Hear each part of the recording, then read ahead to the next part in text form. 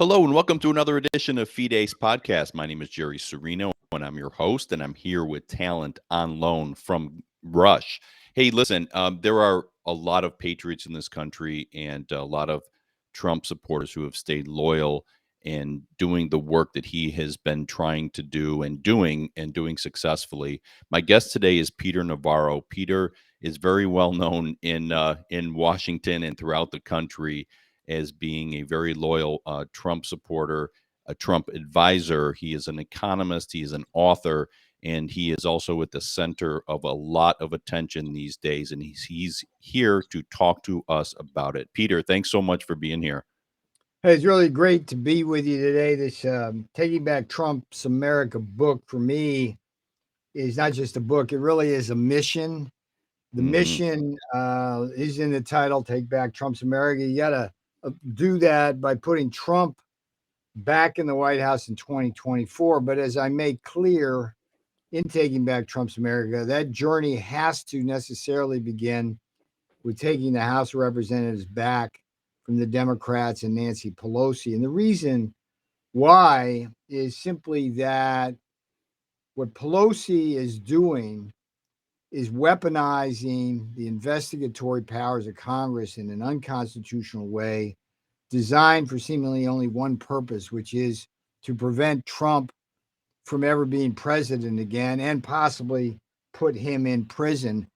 And there's an interesting story in Taking Back Trump's America early in the book about how in 2018 we made the mistake inside the West Wing to focus too much on the Senate races in the 2018 election cycle, not enough Hmm. on the House. Pelosi sneaks in underneath the radar with a slim majority and proceeds to make life miserable for us in the White House and for Donald Trump in particular with her Russia hoax and impeachments.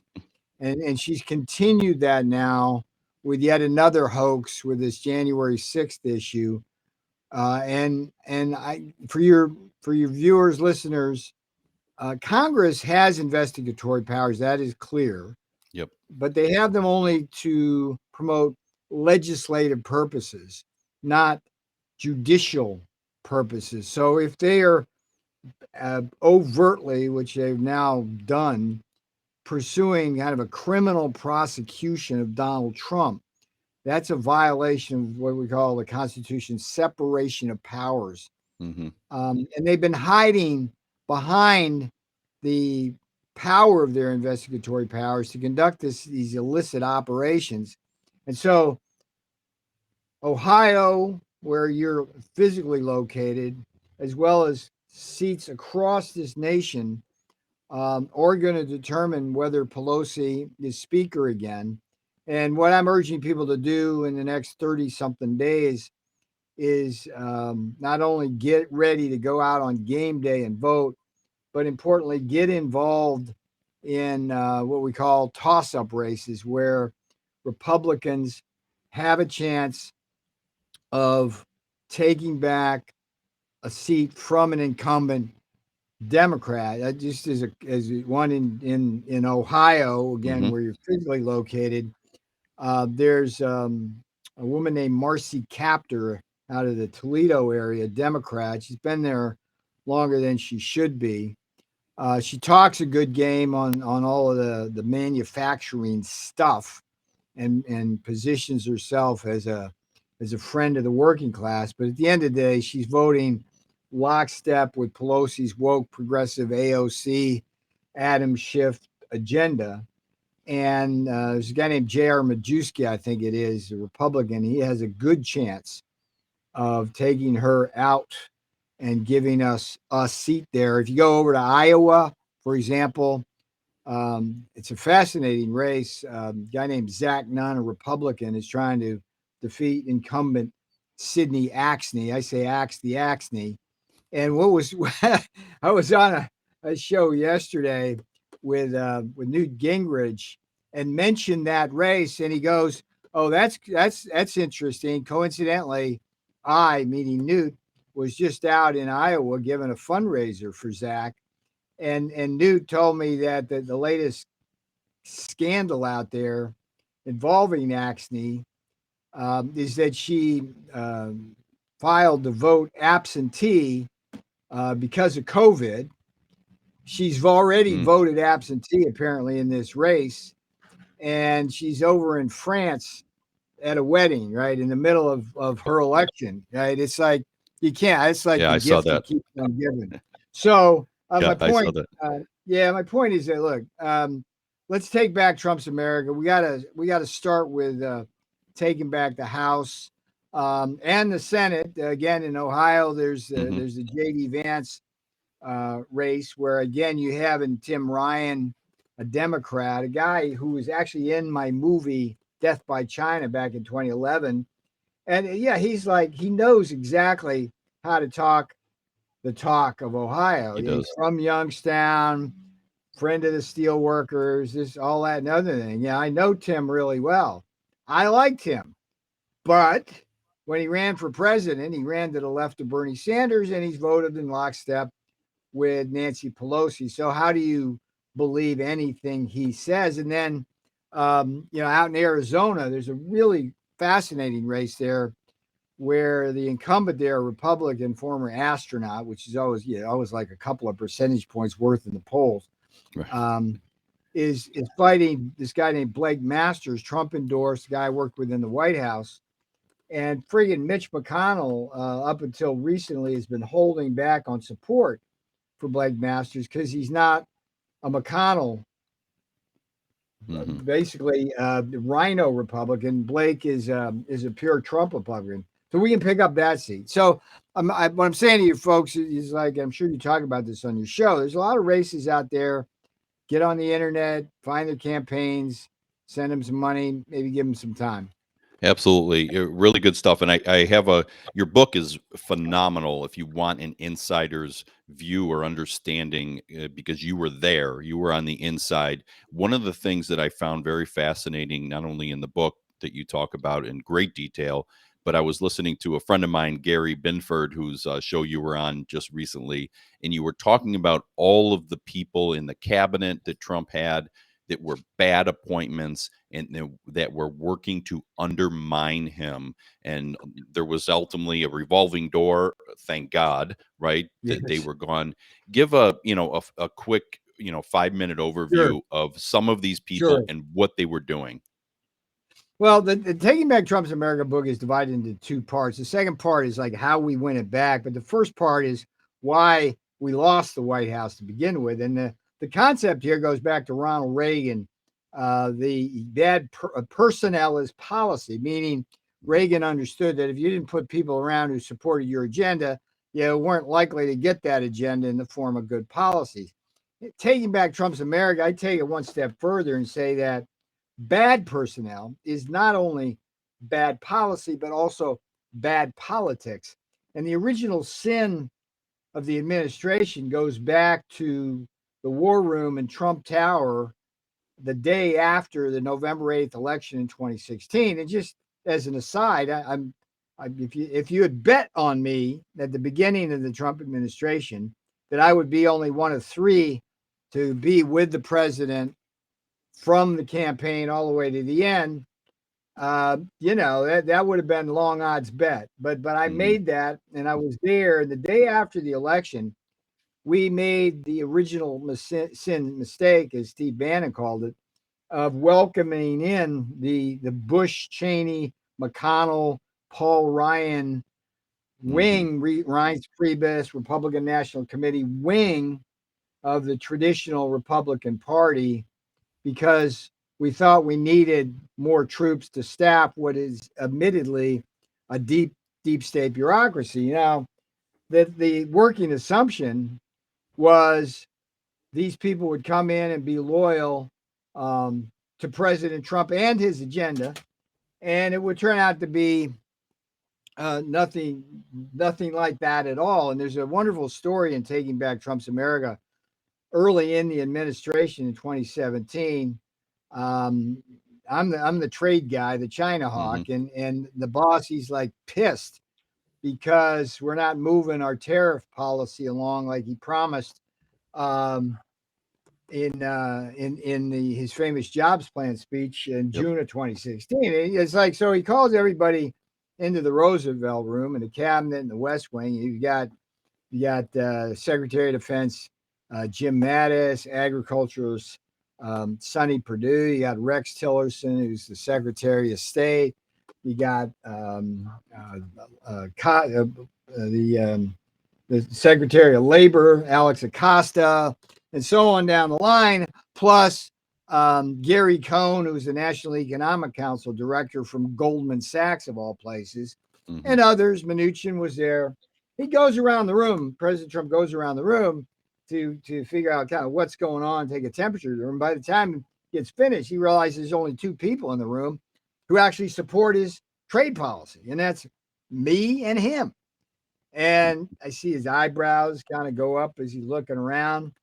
And it was an epiphany for him that day. And it wasn't until that day that he fully understood just how staffed his administration was with the wrong people. And of course, most of those people would be fired sooner or later. We went through the three generals, McMaster, Kelly, um, and Mattis, who never obeyed the chain of command disgracefully. We went through Tillerson to get to Pompeo, which worked. We had to go through Bolton to get to the good guy, Robert O'Brien. And, it's like it was a constant struggle. I think in Taking Back Trump's America, I state as a fact, in my view, that if two people simply had never darkened the door of the White House, Jared Kushner and Steve Mnuchin, the boss would still be there, because in their own ways, they destroyed much of what we could have done, particularly in 2020, to better position ourselves for what should have been and could have been a landslide victory. Mnuchin basically sabotaged our China trade negotiations with his back channeling and double dealing. And Kushner did a lot of things, but most of all, he there's Taking Back Trump's America. There's an analogy of like monkeys with flamethrowers burning cash. That would have been Kushner during as he managed the 2020 election for president, and he just did a horrible job. But we there's an interesting story about how Peter Thiel, a famous Silicon Valley entrepreneur, wrote us a check, right? 250 grand.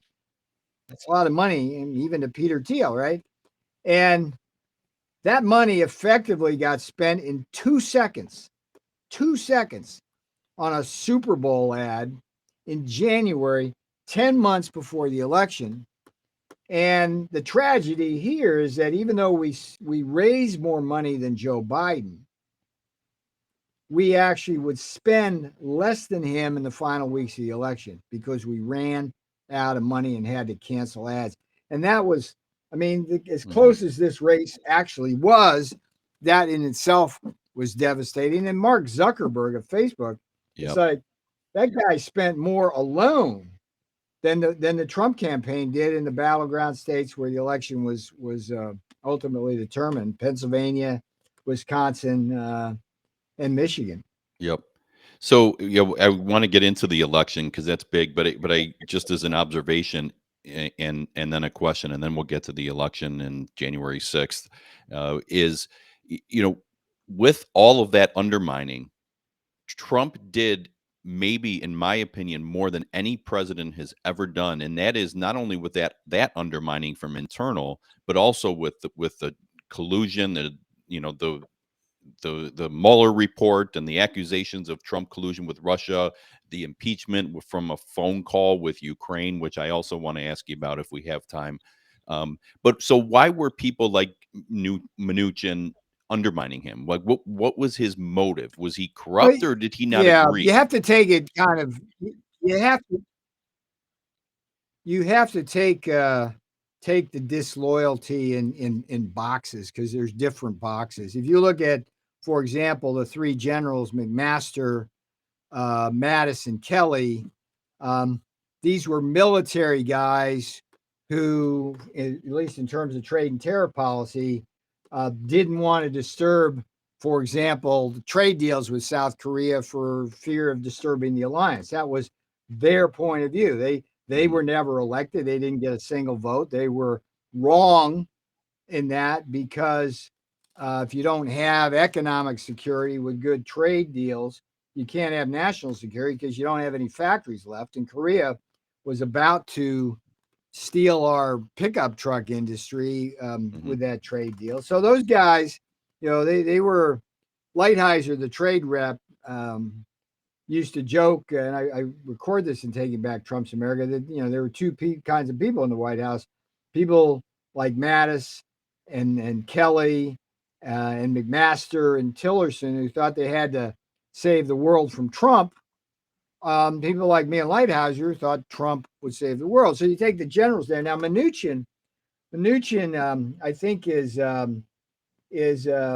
unique bird in that he came from Goldman Sachs, as did Mhm. Gary Cohn, liberal Democrat, tightly hooked into the Wall Street guys like Steve Schwartzman and Larry Fink. Mnuchin, it was kind of he was like their useful idiot, right? Mnuchin always thought he was smarter than them, but what those guys were actually doing was manipulating Mnuchin to kill, derail, water down the China trade deal.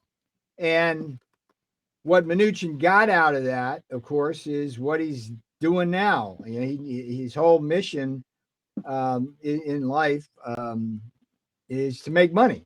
That's Mnuchin's thing. He wants to be Mhm. he wants to be the king of Babylon. I mean, it's like, and so he's cashing in on everything he did now.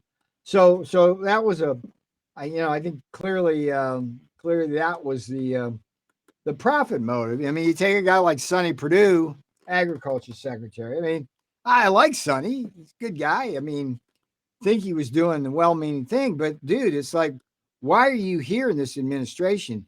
Well, this is an administration dedicated to getting fair trade with the rest of the world, but you're sitting there as an ag secretary trying to stop that because you're worried somehow that these trade deals are going to hurt your farmers, which in the short run they may, but we protected them when they got hurt. So Sonny, Yeah. it's like, stand the frig down, dude. It's like you're in the Trump administration. So yeah, it's complex, Mhm. but at the end of the day, it's simple. You had too many people who just were subverting the agenda. Priebus, for example, Reince, I tell in the Taking Back Trump's America book, I tell a story about how at the beginning during the transition, Reince Priebus, the chairman of the Republican National Committee, gets appointed chief of staff. Right, Yep. so from the transition immediately, he and his henchwoman Katie Walsh scheme to take me out. Right, they tried to they did everything to humiliate me and push me out. And Reince gets in there, and he does everything to scheme to make sure that we do everything but trade policy first, right? And he winds up hoisted on his own petard because he's the guy who was responsible for pushing the repeal of Obamacare as the first thing on our agenda, which we didn't campaign on aggressively. Mhm. That went down in flames, created the whole McCain ball of wax. And he at the end of 6 months, he had Gary Cohn was wanted his job, Jared Kushner was doing his job, and he finally came to me and Bannon, kind of figured it out. Yeah, if I'm going to stick around, I got to do what you and the boss want to do, not what the rest of this White House wants to do. And it was Mhm. great. We were ready to roll. 2 days later, he got fired, Yeah. and along came. I think I, I think it's a tie between Mulvaney and John Kelly for worst chiefs of staff of the four. Mulvaney was just just an arrogant fool who almost got the president impeached and was continually getting in the way of one of my remits, which is buy American, hire American. Kelly was just I mean, he was just he's just a bully, and Hmm. he didn't understand Trumpism, and he acted accordingly. And his thing was he used process basically to slow down the boss. Okay, Hmm. he didn't want our trade policy to go forward. Didn't want like our steel and aluminum tariffs. Didn't like our China tariffs. And instead of just being upfront about that or doing what the commander in chief wanted him to do, he used this labyrinthine process inside the White House to just slow everything down. Yeah. Yeah. So all these people leaving was a good thing. And if they had just done their job and listened to their boss, things would have been so much better, even though things were excellent under 4 years of Trump, in spite of all this craziness. So with Yeah, with let me about emphasize that, by the yeah. way. I mean, look, the Taking Back Trump's America book starts out by saying, it's like under Trump, we had the best economy in modern history, no inflation, real wages were rising.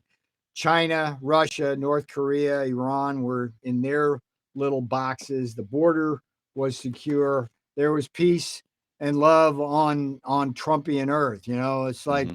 so why didn't you vote for him? Was it those damn tweets? Well, how's that working out? Because Hmm. it's like he he is the greatest president in modern history, certainly on the economy, arguably on national security, Hmm. and he did that, as I write in Taking Back Trump's America, in spite of many people that were hired to serve him in the White House rather than because of them. Hmm. So let's talk about the election. So obviously, lots have come out, and that's what led to January 6th, and that's what led to you being arrested. Of course, we haven't talked about that. I don't want to make that what this interview is about, because there's so much more to all that you've been involved in. But so tell us about the issues on in the election of 2020. There's you'll have some people say, well, no judge took any of these cases, so they didn't find any evidence or whatever the case. And I could list it out, and you can. What did you see were the problems, and what causes you to believe that the election was stolen? Sure. And again, all of this is in Taking Back Trump's America, Hmm. as well as the first volume of the memoirs in Trump time. Yep. And the story goes that on election night, I get a call from Steve Bannon. He's broadcasting his War Room Pandemic on the rooftop of this beautiful building here in DC. And it's a quick thing. We've got this. I go, okay, cool. Things are looking good, and things were looking good Hmm. at around midnight um, on election night. I get another call from him like at 6 in the morning, and he goes, "They stole it." And in the interim, we now know that a lot of the votes got halted, and then there were these huge vote swings once the count resumed. And in each of the five major battleground states, Georgia, Arizona, Wisconsin, Michigan, and Pennsylvania, the swing was enough in each case to provide Biden with an alleged very thin victory margin. Hmm. So it's like, okay, what the hell happened here? And I went about the business because this was something the president was very interested in as a national security matter. I mean, you can't have elections stolen in America without that threatening the fiber of this country. And I did something called the Navarro report, which is up on Yep. my website at peternavarro.com. Peternavarro.com. You get the Taking Back Trump's America book there as well. And what I found was a complex grand strategy by the Democrats that centered around the concept of dramatically increasing the number of absentee ballots that could be stuffed into the ballot boxes, Hmm. particularly in the battleground states, at the same time that scrutiny of those ballots was reduced. So, Hmm. for example, if you look in Georgia, okay, that was about a 12,000 vote margin of alleged victory by Biden, 12,000 votes. And in the 2016 election, when these absentee ballots came in 2016, there was about a 6% rejection rate based on things like signature match. And Hmm. that's kind of the heart and soul of ensuring election integrity in a world of absentee ballots. You gotta match the ballot came in with a signature on record. So 6%, and that's about right. I mean, that's about right in other states. Um, so behind closed doors, the Democrat Stacey Abrams, who's now running for governor in Georgia, Yep. got these two rhino Republicans, Raffensperger and Kemp, the governor that she's running against, to sign a consent decree that eliminated effectively signature match. So that went down from 6% rejection rate to close to zero at a time when the absentee ballots probably more than doubled. Okay. And if you just Right. did the math on that, 2/3 or more of those absentee ballots were Biden votes.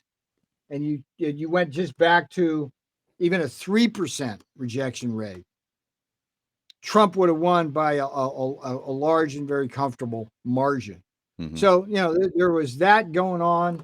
There was a very systematic effort to change the laws about drop boxes, about ballot harvesting. Yep. Um, but even though some of this became legal, there was also as many times when these things were done illegally. And of course, you Right. had the shame and stain, and this needs to go down on his requiem. Mark Zuckerberg effectively helping the Democrats steal the election with his Zuckerbucks because he funded a lot of this illegal activity. So I came up with a an analysis that basically looked at the ratio of the victory margin to the possible illegal votes, and Yeah. these margins were anywhere from 2x and 5x to 20x, Yeah. meaning that there's no question. And then you fast forward and you look at Dave Bossi's fine film about election fraud, and you look at 2,000 Mules, and it verifies everything I said. Arizona Yep. found 50,000 so-called ghost voters. Okay, what Hmm. are they? They're people who voted from this address or that address, and they don't live there. Okay, Right. that's how John F. Kennedy stole an election from Nixon in 1960, and nobody disputes that claim today. Yeah. Okay, you don't get thrown off of Twitter for saying Kennedy Mm. stole it from Nixon in 1960. Um, so, bottom line, let's take back Trump's America. Let's do it not just at the House and the Senate, but in the secretaries of state. I mean, I talk a lot in Taking Back Trump's America about the importance of secretaries of state. They're the election Yep. officials. You had two George Soros plants, Kathy Bookfor in Pennsylvania, Jocelyn Benson in Michigan, who did illegal things to help Yeah. sway that election. They got caught by the courts, got their wrist slapped. It wasn't kind of something they'd be putting leg irons like I was. They should have been, maybe. Hmm. But, we got Mark Fincham now in Arizona Yep. running as a Republican. Got to get him in. Christine Caralla in Michigan. Doug Mastriano running for Pennsylvania governor in that state. The governor is effectively has power over Secretary of State. So um, that's kind of the overview. There's no doubt Yep. in my mind, that election was stolen. But if you say that, you get canceled pretty Yeah. much everywhere. And I've been canceled a lot of places now. I mean, the Taking Back Trump's America book came out officially a couple of weeks ago. And according to industry numbers, objective industry numbers, my book sold something over 20,000 copies the first week, which is robust. That should have been enough to make it number two or number 3 on the bestseller list in the New York Times. Yep. Uh, for the Well, second time in a row, the New York Times canceled my book. Why? Because they could. yeah. And that stuff matters. If people, what I'm trying to do is reach not only Trump people, but people who are kind of open to information, right? And if Yep. somebody sees a book on the New York Times bestseller, that's in the economics we call that's a signal. Yeah, let's check it out. They deprive this country of Hmm. that by their cancel culture and diminish democracy in that way.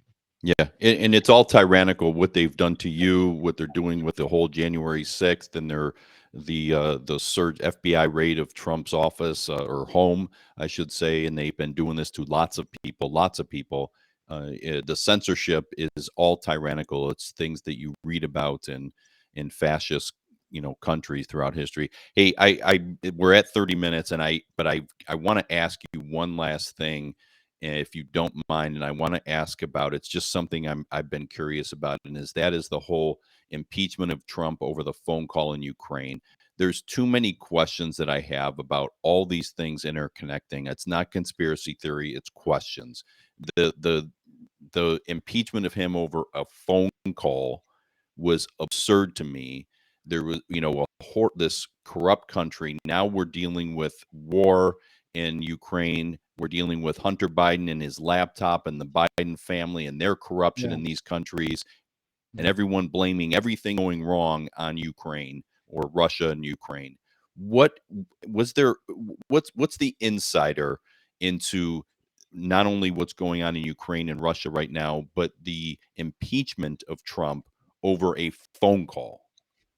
I think the problem here is you're trying to make sense out of political nonsense.